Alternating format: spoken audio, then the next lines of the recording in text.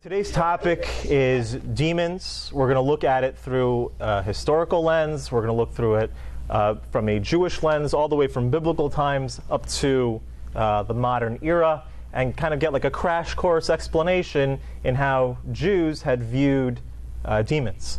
Kind of obscure topic, but a fun one nonetheless. I'm sure it'll be fun for everyone. The biblical text, the Talmudic sages, and all throughout rabbinic tradition, there are innumerable references to malevolent powers that are identified as demons. Now, these demons, or evil spirits, are non-human influences which can manipulate people in an assortment of ways. The prevalence of the topic of demons was summed up by Rabbi Manasseh ben Israel, a 17th century sage, who said that the opinion of all Jewish authorities is that the biblical references to spirits are to be taken literally. Many Talmudic statements can be interpreted allegorically. However, demons cannot. The sheer number of Talmudic references to these sources demonstrates that we are dealing with some sort of actual phenomena. That's the Maratchias in Shabbos. Now, the Babylonians were famous for their magic way back when, and their demonology, similar to Egypt in the time of Moses, which was also steeped in magic. Now, it's difficult for us today to sort of fully grasp what, belief in demons meant to the ancients, because these forces, for them, played a very active role in their life, but today, in the modern era, in civilized society, it seems that most people would reject this, that the average person today is not really concerned with demons. We're kind of beyond that. However, it's something interesting to note that the Baylor Department of Sociology was given a 3-year grant from the John N. Templeton Foundation to conduct a nationally representative survey, a multi-year survey of religious values, practices, and behaviors. And in their research, they found that 67% of the American people believe in demons or demonic possession. Now, the percentage goes up as the age group that they're focusing in on gets younger. The amount of people believing in demons is much more. But nonetheless, the idea is that 67% of the people that were surveyed over the course of 3 years believed in demons. So again, that doesn't mean that there are demons or that there's not demons. That just says that as a society, we can't just write it off and say, nobody believes in that anymore. It's not a part of our daily life anymore. It really is, and for most people in society, it would seem that it's not. But according to this particular study, 67% actually believe in demons.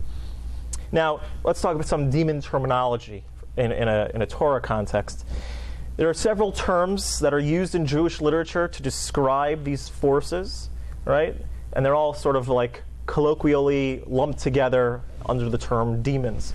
So the term that's most frequent to describe demons is a mazik, or the mazikin, which literally means a damage or damager, destroyer. Another common term is a shade, or plural shadim, which carries a association just with demons. And the last term that's commonly used is a ruach, or a ruach ra, an evil spirit, which has also a broader spectrum, not just talking about demons, but there are certain things that are said to have a bad presence or a bad spirit about it, which we'll get into a little bit later. So besides for the general terminology, there are specific names of demons and demon classes of demons in Jewish literature as well. There's one famous demon named Ashmedai, and Rashi, the biblical commentator, says about a verse in Isaiah, in the book of Shmuel.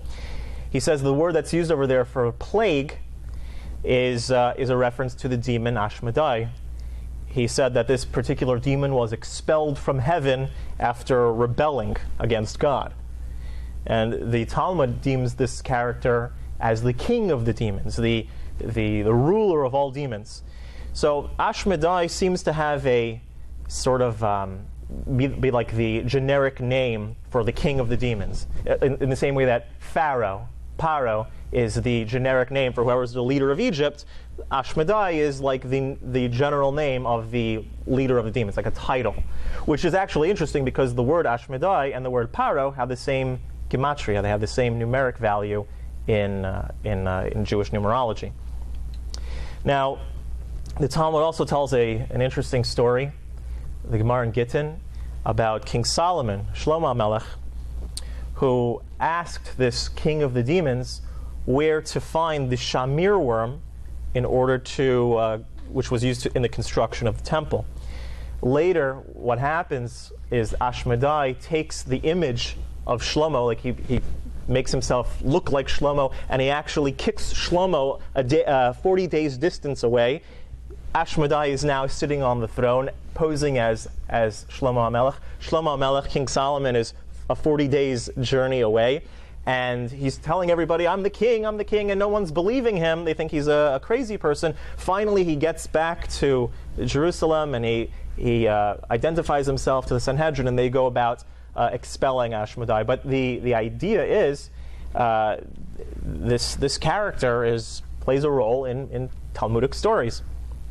Then there's another demon character named Azazel. Azazel is mentioned in the Torah. It's connected with the holiday of Yom Kippur, the Day of Atonement. Aaron, the high priest, casts lots over two goats. One is for Azazel, which is presented alive before God, and then it's released into the wilderness. Some of the commentaries say that Azazel is the name of the place that the goat is driven to. And the Talmud teaches that the sacrifice to Azazel atones for immorality, which is promoted by fallen angels that Azazel is named after. The Rambam quotes Rabbi Eliezer HaGadol, who connects Azazel, this character, this demon, with supernatural demons, an evil spirit that is identified with another evil spirit, Samael, the angel of death. So Azazel is connected with Satan, Samael. They're kind of like one and the same thing. It's a great tempter. Azazel, this particular demon, is also mentioned as a demon in the Dead Sea Scrolls, as well as in the Apocrypha literature, the supplemental biblical texts. Then there's another famous presence or famous demon, malevolent energy. The Medrash talks about Ketev Meriri, which means literally bitter destruction. It's a kind of dangerous spirit that's discussed, that's referenced to in Parshas Hazinu, in Moses' farewell address in the Parsha of Hazinu. And this force, Ketev Meriri, prevails especially from the 17th of Tammuz until the 9th of Av, during the period during the Jewish year that mourns the destruction of the Holy Temple. It says that this negative energy has ramifications in Jewish law. This sort of negative presence that's present during that time has ramifications in Jewish law, in that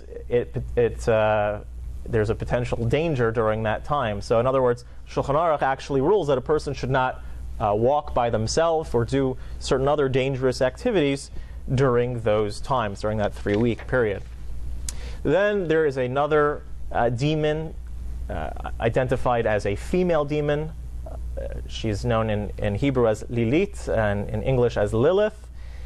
She appears in the Bible text, in the book of Isaiah, the book of Yeshaya. And some commentaries on the verse where it speaks about her, they talk about her as the mother of all demons. She is the queen of the demons. And she also is described that way in the Zohar as well. Now, Lilith is mentioned as well in the Dead Sea Scrolls. The Talmud, which makes several references to Lilith, describes her as a demon with a human face and with wings and particularly long hair. She's known as sort of like a seductress that goes around and bothers men especially, and also goes after children. Then another famous demon character, Samael, which we mentioned a little bit earlier, This is the agent of death, the Malach HaMavis, as is known in Hebrew, the agent of death. Some say that this agent was created on the first day of creation with the creation of darkness. Other authorities would like to say that this particular entity was not created until after Adam and Chava, Adam and Eve, committed their sin. Interestingly, the Zohar describes the snake in the Garden of Eden as being synonymous with both the evil inclination and the angel of death. So sort of like a physical embodiment of this spiritual entity. There are many other demonic names mentioned throughout the Talmud and throughout Jewish literature. We're not going to go through all of them, but just know that they happen to have a fairly wide presence. Now, one thing that's interesting is that there is a very large, quantitatively, there's a lot of references to demons in the Babylonian Talmud. There aren't hardly any in the Jerusalem Talmud, in Talmud Yerushalmi.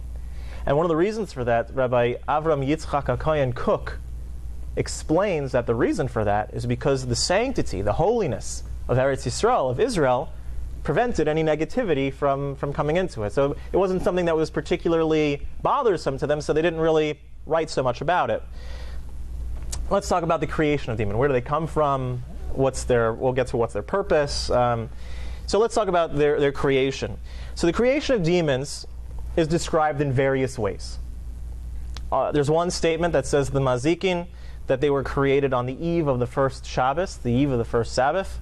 That's what it says in Perkei Avos, in the Ethics of Our Fathers. Elsewhere it says that they are sort of the offspring, they are sort of like this negative spiritual offspring that came about from Adam and Eve after they separated following their sin. Following the sin of Adam and Eve, and they were expelled from the Garden of Eden, there was a period of time where they were separated from each other. And it says in other places that demons are a result of that. Jewish tradition teaches as well that when Noah was gathering all the animals onto the ark, 7 of the kosher animals, 2 of the non-kosher animals, Rashi mentions very clearly that there was also 2 demons that were taken to sort of, I guess, prolong their existence, keep them in existence.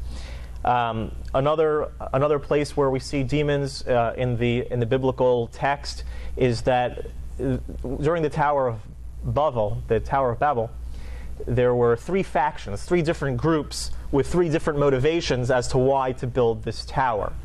So one of the factions that wanted to go to war with God, it says that their punishment was they were transformed into demons. That's one of the things that took place. In some context, in some texts of Jewish mysticism, becoming a demon is also the destined punishment for some of the wicked. That could be like your punishment. Anyway, so how do they look? What's a demon look like? So again, just for FYI, whenever we give a description of spiritual matters, we always have to remember that these are anthropomorphic associations. In the same way that when we open up a copy of the Torah, we open up the Bible and it describes God as taking us out with a strong hand and an outstretched arm, or God spoke these words, or He heard the cries of the people, that God does not have ears, does not have a mouth, does not have arms. These are sort of borrowed terms in order that we can relate to it. In the same way, when the Talmud and our collective Jewish literature is explaining demons or anything spiritual, the terms that are being used are not meant to be taken in the most literal of sense. They basically are certain physical descriptions that are that are related over in Jewish literature to sort of emblematically shape some sort of aspect of truth about the nature of demons. So first of all, the Talmud says that the sheer quantity of demons outnumbers that of humans. It's considered actually a blessing that we aren't able to see them, because we wouldn't be able to stand seeing so many of these creatures. Demons are sort of like they're described as having sort of an intermediate or an intermediary level between angels and human beings. They're described that the Shadim are described that in 3 ways they are like angels, and in 3 ways they are like people.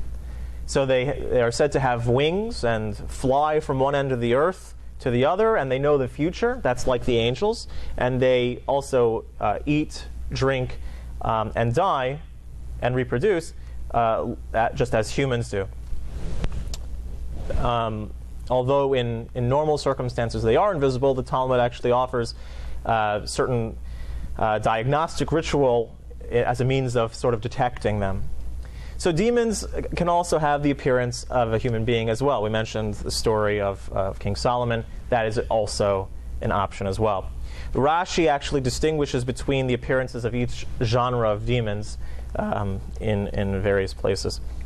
Now, their effects, various sources in Jewish tradition say that the power of demons sort of shifts between different hours of the day, different weeks, different days of the year, times of the year. The Talmud says that evil spirits are more of a threat in the evening. They sort of prefer the night hours or whatnot. Also, demons are said to avoid groups. So it's like buddy system. If you're working in buddy system, then you have no need to fear the demons. Now, this next section that we're going to talk about is something really, really strange and really interesting as well. Okay, we're going to talk about demonic sightings in Jewish law. How there are certain roles or certain situations where the proposal of an interaction with a demon is presented, and how Jewish law would sort of treat that. Very interesting. Take a look. So, in Jewish law, the concept of a demon comes up actually quite a few times. There's examples right off the bat that were meant to avoid certain things because of ruach ra, because of a bad spirit or bad presence. Again, the context isn't demons like goblins with horns and pitchforks. It's like a negative presence. For example, you take your Nagelwasser in the morning. You have the basin that you wash your hands with. So it says that the water that you wash into the basin, it shouldn't be disposed of in an area where people are walking. Dispose of it in a place that's no one's going to be around. There are other things that were said that we shouldn't eat. Things that were stored under a bed. Certain things that are like garlic or whatnot that was left peeled overnight. So it says that you shouldn't have them because of ruach ra. So again, as far as the practical implications to modern day, consult your local rabbi. But the idea is certainly there. Then there's actually an open discussion about the permissibility of conjuring demons. Meaning, is it halachically permissible to conjure demons, like to sort of gather them together or use them for your own purposes or whatnot? So the Torah quotes the opinion that involvement with demons is forbidden because it's like sorcery. But the Rosh, another medieval sage, he permits it. He says that you would technically be allowed to conjure them. Again, parenthetically, people today are not of the spiritual character to be involved in these practices. In fact, Rabbi Yosef Karo, the author of the Shulchan Aruch, warns that one who involves themselves in demons will not get away unscathed. So if you had any thoughts of conjuring demons tonight, hold off on that urge and just don't do it. All right? Rabbi Yosef Karo says that you're not going to get out unscathed. What? Unscathed. Yeah. So then there's an interesting discussion in Jewish law as to whether it's permitted to ask a demon for help in finding a lost object. Okay? Additionally, there are also more peculiar topics addressed in several Jewish legal texts, such as the marital status of someone who meets a demon. So someone meets a demon and they're married. Like, what's their Jewish legal status as far as, is it considered adultery or or not. This is actually something that is discussed. A further, and somewhat related topic also centers around a bill of divorce, a get. When that's the Jewish bill of divorce that is given. So traditionally, this is something that is initiated by the husband. So the Mishnah teaches that if, let's say, you hear some voice calling out from a pit. There's a pit or like a well, and you hear a voice calling out. It says, please write a bill of divorce to my wife and give it to her. So what Jewish law teaches, the Talmud says that we listen to him, we write the bill of divorce. However, it makes a clarification that we listen to him as long as we can determine that it's not the voice of a demon posing as the husband in order to divorce the wife. So it's kind of interesting, kind of off the beaten path, but nonetheless present in Jewish literature. So with these few examples, we can gain some insight of just how permeated demonic presence is within the Talmudic and the Jewish legal writings. Now let's talk a little bit about what the Jewish mystics say. So the Ramchal writes that all of the non-legal sections of the Talmud contain ideas that are too esoteric to be presented to the general public, who would surely misunderstand them. The sages encapsulated these ideas into cryptic statements, passing on their innermost meaning to exceptional disciples who would be able to decipher them appropriately. Meaning, in the same way that someone could read the biblical text and make a misunderstanding of what they are seeing if they don't have an oral tradition around it. If somebody just reads the Bible, an English translation of the Bible, they can misinterpret what is actually being said and what is being commanded. We have an oral tradition that accompanies our biblical text. In a similar way, with the non-legal stories that are recorded in the Talmud, the sages sort of encrypted these very spiritual, esoteric ideas into these stories. So again, when the Talmud mentions these stories of demons, we can't take the actual encounters and the exact scenarios that are being described as completely literal. Okay, they contain very esoteric concepts and meaning. So Ramchal, he clarifies the role of demons using sort of mystical terminology. Why are there demons? Explains the Ramchal. It's an interesting thing to sort of keep in mind. The Ramchal explains that God can be said to be the single sustainer, the original source, the primary operating force in creation. And at the same time, there are tools that God has set up to sort of interface with creation. Meaning, in order to go from infinite God, oneness of God, to a physical world of action, there are sort of a gradation of steps, a devolution, and tools that are used that God can interface with the world in order to make His will come out manifest in a physical way. So in other words, you have God, His infinite will, and He wishes to confer it over to the creation. So in order for that will to manifest itself in a physical way, there are stops along the way, sort of tools that translate that will and sort of coarsen it into a palatable way that the world can reflect. So God created a chain of command of sorts to sort of coarsen His influence from lofty spiritual to lowly physical. Angels are one means of this interface. The stars and constellations are said to be part of that interface, and demons as well are a tool in that interface. So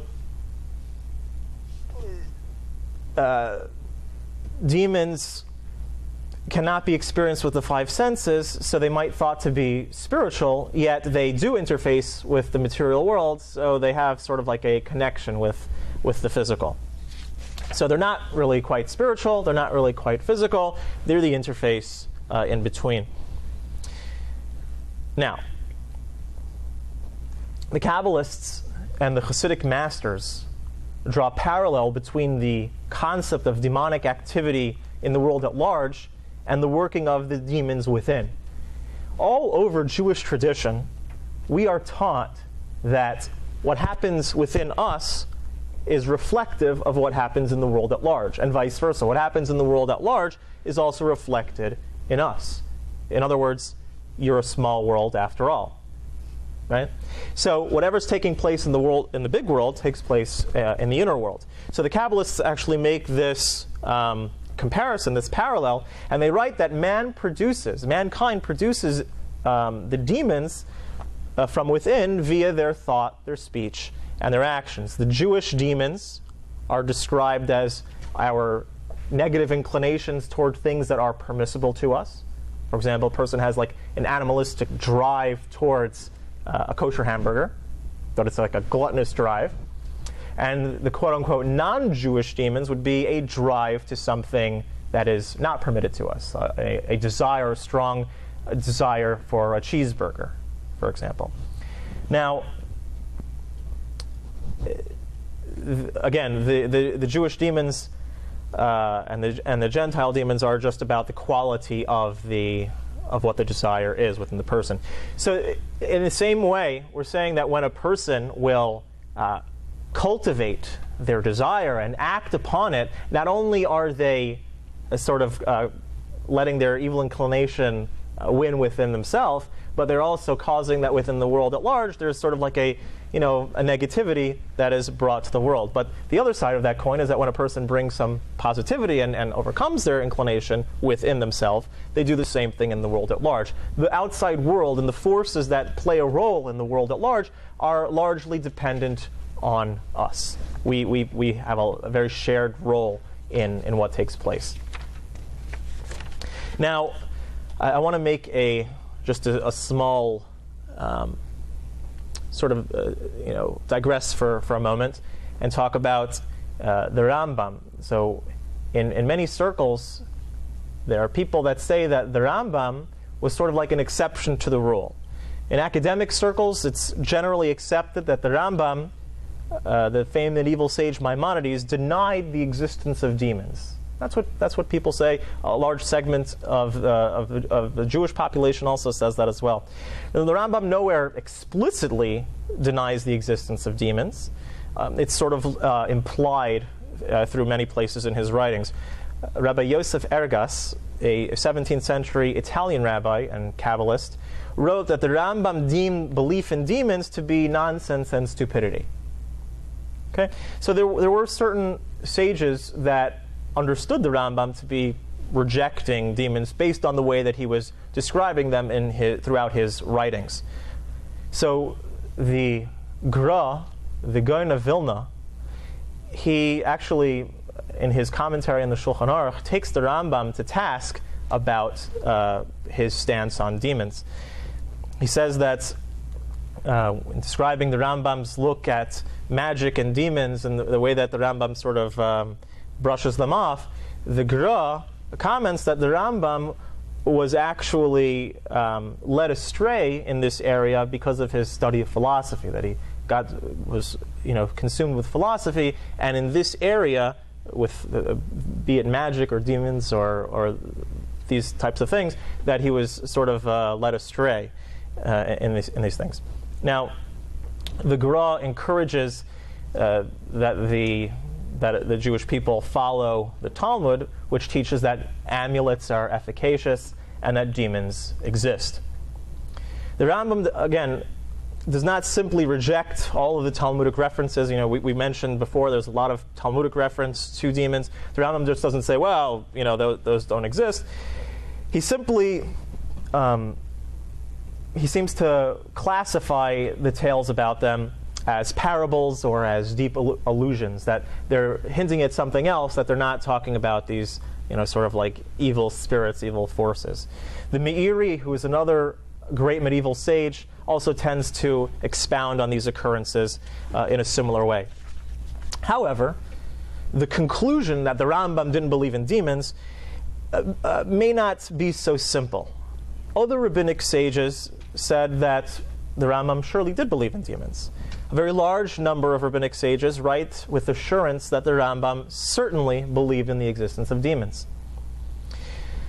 There's an early 20th century scholar, head of the yeshiva Rohr Torah in Stanislav, which is over in Europe, claims that demons were simply not found where the Rambam lived, and calls it utter nonsense to say that the Rambam didn't believe that demons ever existed. He said that they just weren't prevalent in that time and that place. But to say that the Rambam never believed that demons never existed, he said, is preposterous. The Kotzker Rebbe, Rabbi Menachem Mendel of Kotzk, writes that in the earlier generations, demons existed. However, the Rambam, as a towering legal authority, was actually able to change material reality through his Jewish legal pronouncements. We know that in Jewish tradition, in Jewish law, a posek, a rav, when they make a decree, so the reality conforms to that reality. In other words, a person comes to the rav or a posek with a chicken, and you want to know, is it kosher or is it not kosher? Like the way that it was shechted, was it done properly, not properly? So when the rav, based on his understanding of Torah, makes the psak and says kosher, the material reality of that thing is that it is kosher. In other words, we think, sometimes people like to ask, well, what if the Rav is wrong? Or what if the Pesach is wrong, saying that it was kosher? He's not wrong. Because once he says kosher, material reality conforms that it is kosher. Obviously, if he's doing it as a God-fearing individual who knows a lot of Torah, knows how to apply it. So his psak actually changes the material reality. So the Kotzker Rebbe said about the Rambam that the Rambam wasn't saying that demons never existed and whatnot, but when he was saying, when he wrote in such a way that implied that demons didn't exist, what he was actually doing was making a psak that demons should no longer exist. And he was sort of like eradicating demons from the world. And when he made this decree, it was sort of agreed upon on earth that there would be no more demons. So that's how the Kotzker Rebbe explains the Rambam's position, which seems to, again, be dismissive of demons. The Minchas Elazar, the Rebbe of Munkach, so he actually has a very interesting look at what the Rambam was doing in his approach to demons. He says that in the Talmud, in the Gemara in Pesachim, it says that demons can only bother someone who is bothered by them. I mean, if you're not trouble with them, if you don't bother with them, they won't bother you. Okay? So, being that the Rambam was living in an area, he lived in Egypt in medieval times where belief in demons was very prevalent, there was actually a grave danger to those people. Why? Because they believed in them. So again, the Talmud says that demons will only trouble someone who is troubled by them. They'll only bother someone who's bothered by them. So if you kind of write them off, you kind of disregard them, they'll disregard you, right? So the Minchas Elazar says that what was the Rambam doing? The Rambam's living in medieval Egypt, where everyone's believing in demons and magic and sorcery and whatever. So he implies demons don't exist. The Rambam says, demons don't exist, in order that the people stop believing in them, and then they won't be affected by them. It was sort of like a way to protect the people. That's what the Minchas Elazar says. So again, it seems that there's more to the story than meets the eye, and we can't just dismiss the Rambam as being a non-believer in demons. Now, what about demons nowadays? That's the question that everyone wants to know. When they're walking back to your home, are you going to be attacked by the demons? So, the Gaonim, even in the times of the Gaonim, they write that in their day, evil spirits were not as numerous as they were in Talmudic times. One of the things that we have to know is that spiritually, we are undergoing sort of a devolution of sorts. Devolution meaning that the earlier generations, most connected with the creation of Adam and Eve, created by God's hand, or the generation connected with the giving of the Torah, the pinnacle of spiritual experience, every generation that goes by is one generation further removed from that level of perfection. So every generation that goes by, or every period that goes by, is a less spiritual time. We are more sort of calloused to our spiritual abilities, what we can perceive and whatnot. And being that that's the case, our achievements on the side of good are become more limited. For example, prophecy leaves the Jewish people when we are no longer deserving of it, when we are not spiritually capable of achieving prophecy, and so forth. So the idea is that Hashem, what he does, is he keeps everything, both in the good forces and the negative forces, parallel in the world. So meaning when we have positive spiritual abilities and capabilities that everyone's able to tap into and see, so we also are given challenges in negativity that are also prevalent and powerful, that parallel the same intensity of the side of good. So meaning when there's prophecy and there's all sorts of positive spiritual energies that we can tap into, there's also things like a very strong drive to idol worship.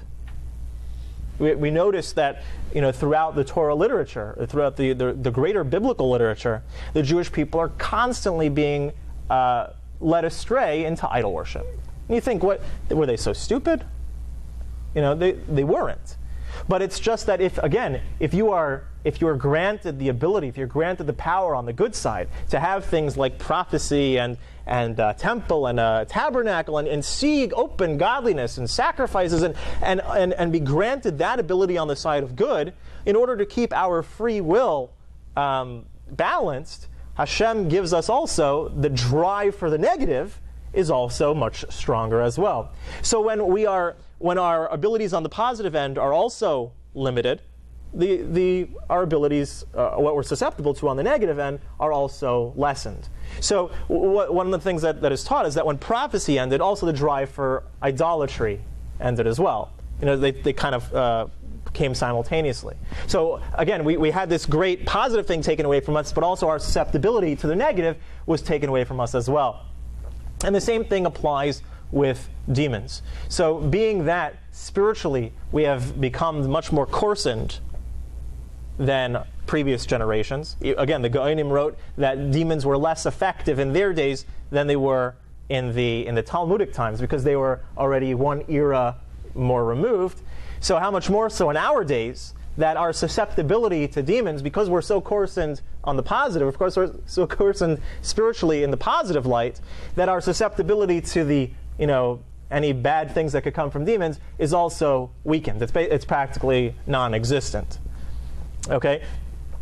There are rabbinic scholars that differ as to whether or not demons or evil spirits exist nowadays or have any effect on us nowadays. And it really has to do with, being that we are spiritually feeble on the positive end, we are also granted that we're not susceptible to the negative influences that can be present as well. So let's talk about some interesting, practical, more contemporary views. So Reb Tzadok HaKohen of Lublin, who was a great 19th century Talmudist, who later became a Hasidic master, he personifies these psychic forces that aid a person's life in the positive as like angels, and things that either thoughts or illusions that hinder a person as demons. So again, if a person wants to grasp a sense of what it's like to having sort of an angel helping you or a demon hurting you, it can be likened to when we have positive thoughts and good aspirations and good drive towards the positive. That's like it's like being helped by an angel, and negative thoughts or illusions or whatnot that hinder us and hinder our progress is similar to having a demon up against you.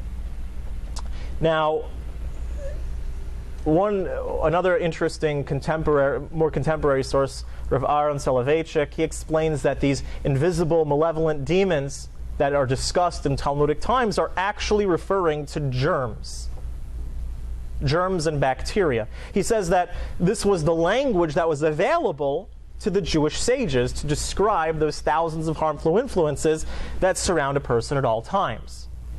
Meaning, they didn't have, in the lexicon of the Talmudic sages, to describe what was actually taking place, so they described it as like sort of demonic energy, the things that will harm you, and they're all around us, and whatnot. So germs and microscopic bacteria, again, were not part of their language. They didn't have the sages couldn't say that there's these microscopic bacteria that are out to get you. So Rav Aaron Soloveitchik, contemporary Jewish sage, tells us that these things may have been referenced to like germs and bacteria, and that was just the way that the language that the sages had to sort of describe it. You know, if you look at these, what bacteria looks like under a microscope, it probably looks like this like hairy creature or whatnot.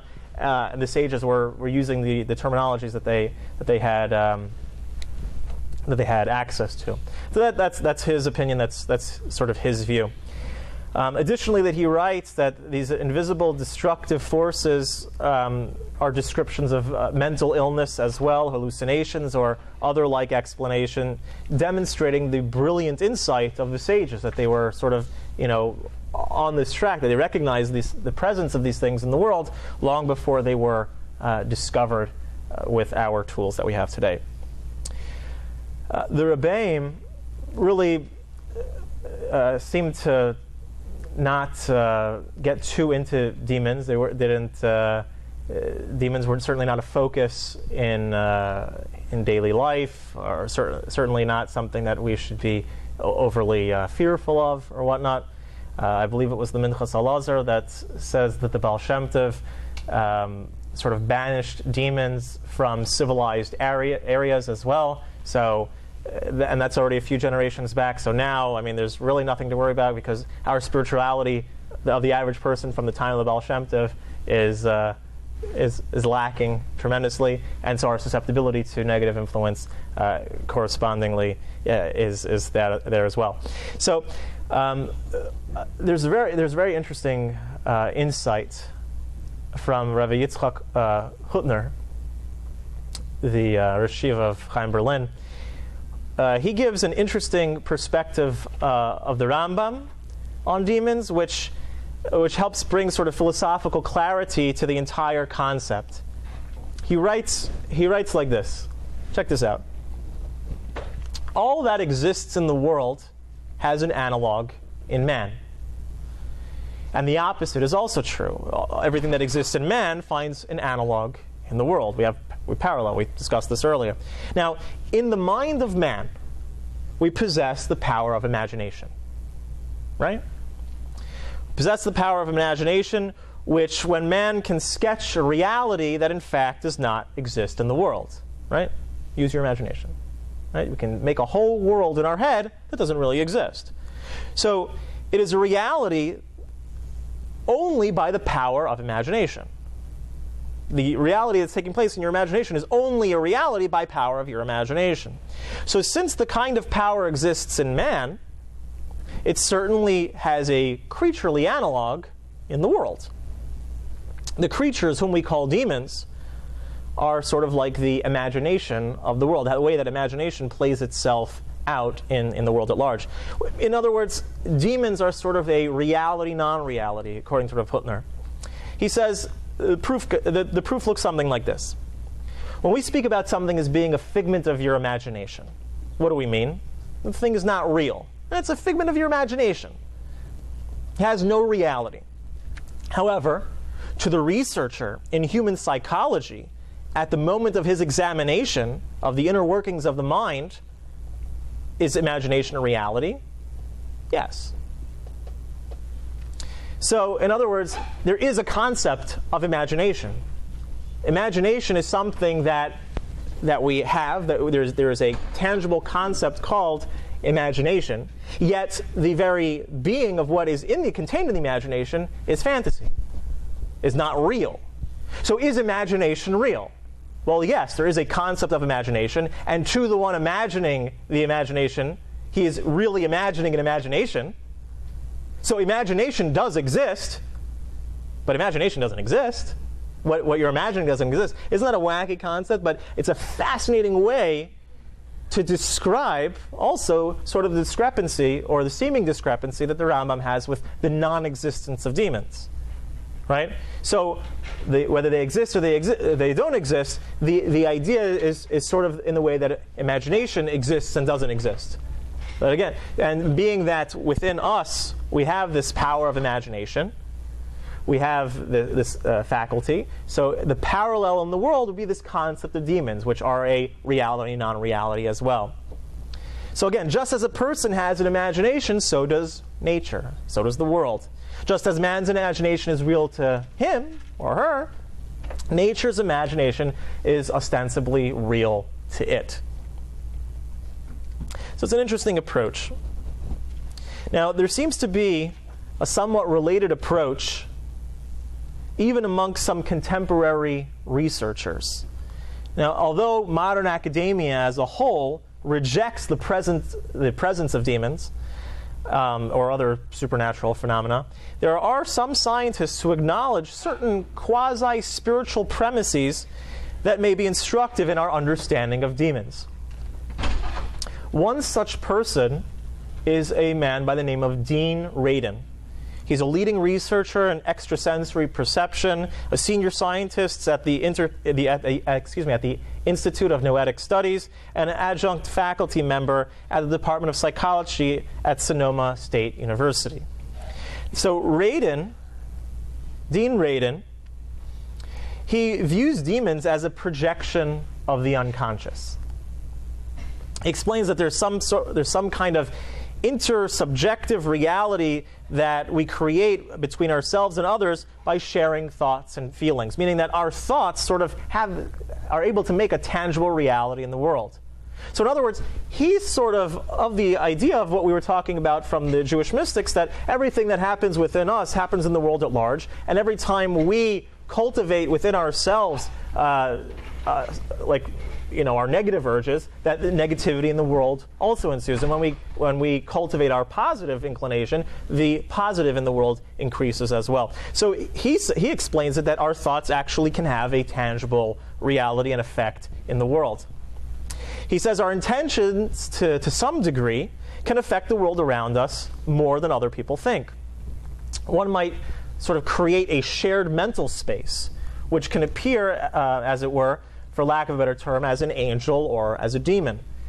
So this professor actually, so he was discussing ghosts and hauntings and demons. He rules out the idea that these are exclusively psychological in nature, and suggests that there is some tangibility to the claims as well.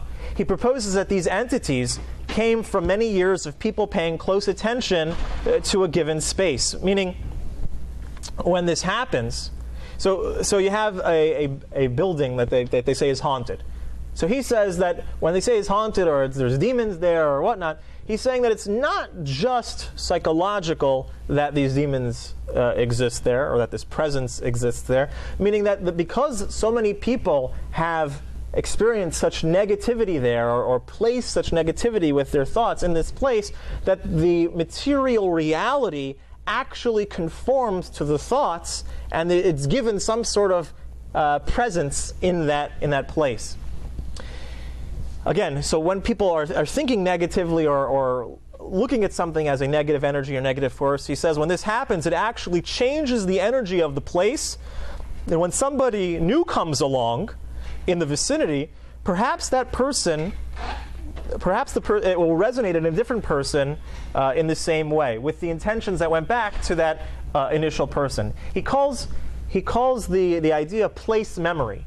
That if a person has negative associations about a place, and a lot of negative stuff happened in a place, and people are thinking negatively about a place, he says that there's a concept called place memory, that the tangible space of that area actually carries with it a certain negative energy. You ever use the term like, I'm getting bad vibes, right? In a similar way, that there's more to what we experience than might meet the eye to begin with. Dr. Radin, he speculates that on an informational level, the material reality of this place actually changes in some way that it sort of stores the information which can later be picked up on by another bystander. I just get bad vibes here. Well, it's because, according to him, this place maybe had some negative influence there in the past. People thought bad about it, bad stuff happened there, whatever the case may be.